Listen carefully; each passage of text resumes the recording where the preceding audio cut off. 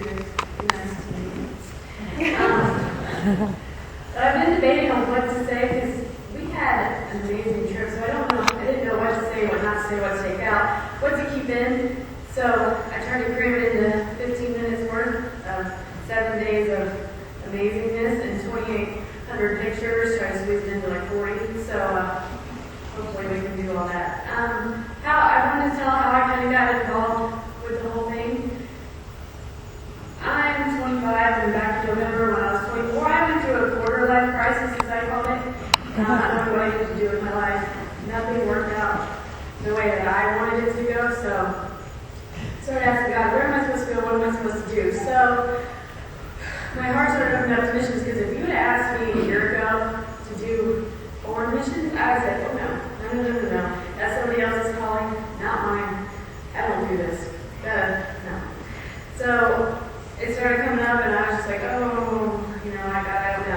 But I called a friend of mine who was gone to Africa, and I talked to her and asked how she got involved and whatnot. And so between the two of us, we both wanted to go on a mission trip. We found out that First Baptist was going, and so she tells me, I'm going, you need to go. So I go with her to Starbucks to look it up, and I fill out an application, and then I emailed my mom and said, oh yeah, by the way, I'm going to Guatemala in July. So my mom's like, well, okay.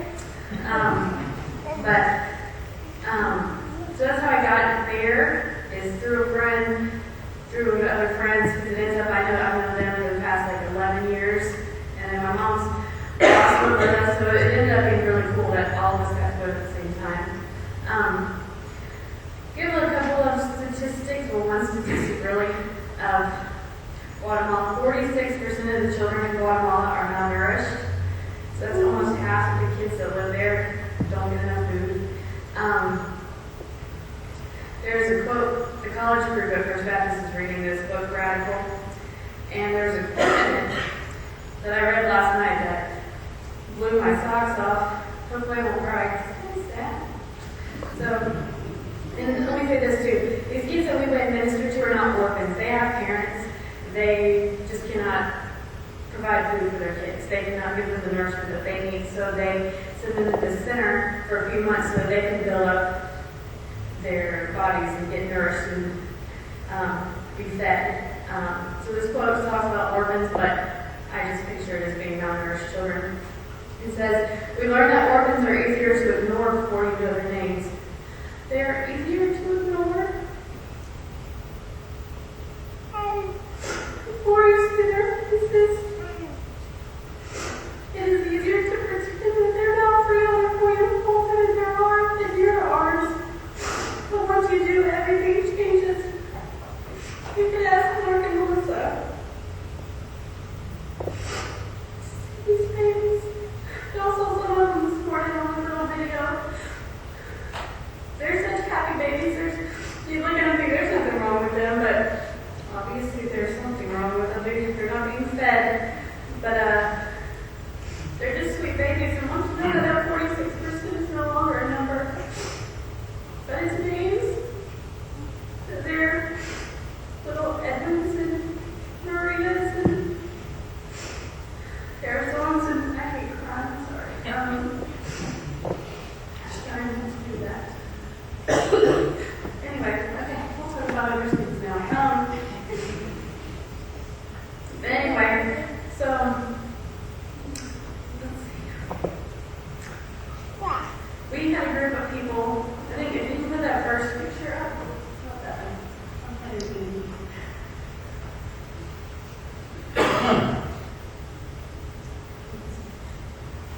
That's our entire group. That is 9 of us from here, 4 from Tallahassee, 1 from Niceville, 1 from Lakeland, 1 from Miami, and 2 from Colorado, 4 from San Diego. We were spread out throughout the state, and even out of state.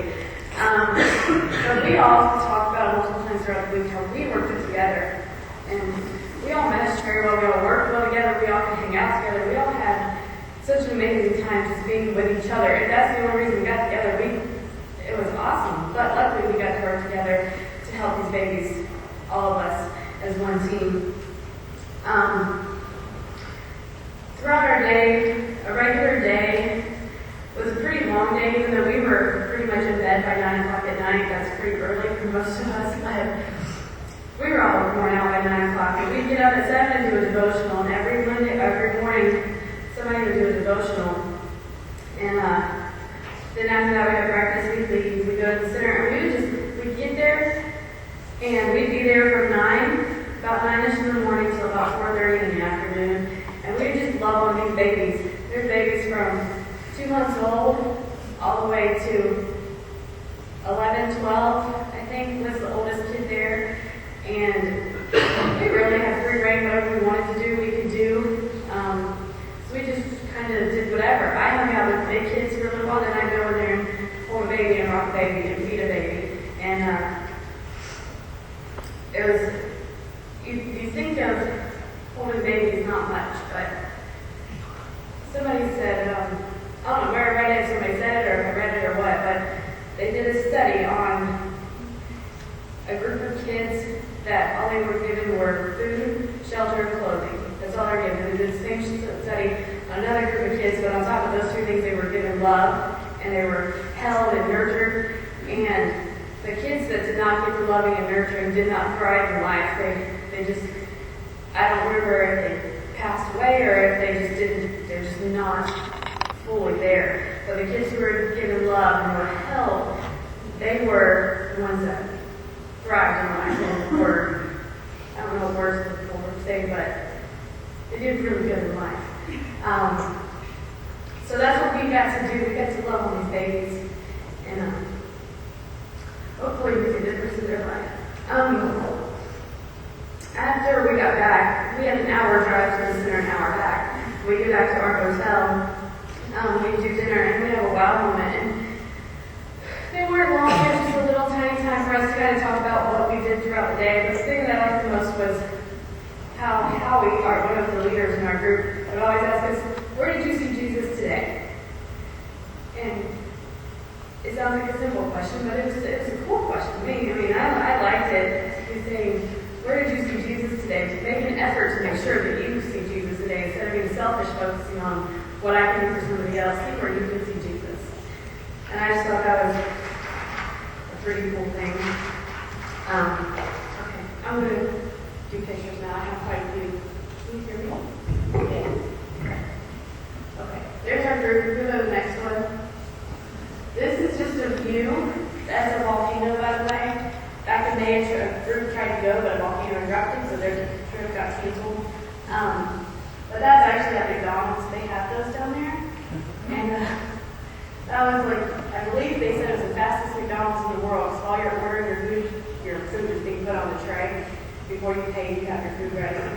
So you don't know what that's like up here. It's very nice down there. But that was there. This is just a picture of us at breakfast. This is how we sat at the home table. All 22 of us, I believe. And we'd all just sit there and hang out and talk and do things. We do our daily devotionals there. And sometimes we do our one moments there at night. This is just a picture of our food. So y'all can see we ate very well while we were there. This is our breakfast. We had eggs and bacon and stuff. The next one is our dinner. And it's pulled pork, so it's quite nice. Okay. This one, First Baptist College Group has for the past 5 years sponsored a child through Compassion International, and she lived in Guatemala, so lucky for them, we were going to be in Guatemala. So they hooked up, and we met the little girl right there in the middle. Her name is Delcy, and she has 3 other siblings, and her mom and dad and her baby sister are on this side. But we took her to the zoo. She'd never been to the zoo. She'd never had like fast food, so we took her to Pollo Hero, which is their KFC basically, and then we got to the table. Can't see it all too well, but it's filled with some school supplies and house supplies and I can't think of the word, toothpaste and toothbrush and different things like that for their family. And mom and dad just both started crying in front of us, which didn't necessarily make me cry, made Melissa cry, made everybody else in our